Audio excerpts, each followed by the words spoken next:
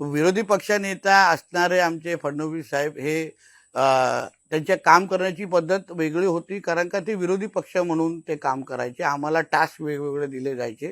विरोधी पक्ष म्हणून तेव्हाचं महाविकास आघाडीच्या सरकारला कसं आम्ही घेरू शकतो, कुठल्या मुद्द्यांवर घेरू शकतो, ह्या बाबतीमध्ये मार्गदर्शन सतत त्यांचं व्हायचं.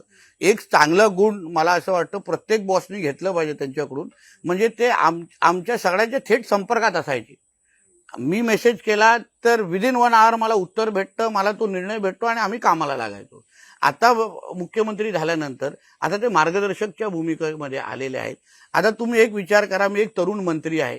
या एका वर्षामध्ये माझ्यावर एवढा विश्वास त्यांनी टाकलेला आहे की मी कृषीचा दर्जा देऊन दाखवला, शिप बिल्डिंगची पॉलिसी आणली, M2M ची फेरी करतोय, विविध निर्णय घेत असताना कुठेही त्यांची मला अडचण नाही. मोकळीक दिलेली आहे, स्वातंत्र्य दिलेलं आहे की नितेश तू करतोयस ना, माझा पाठिंबा आहे, चुकलास तर मी इथे आहे.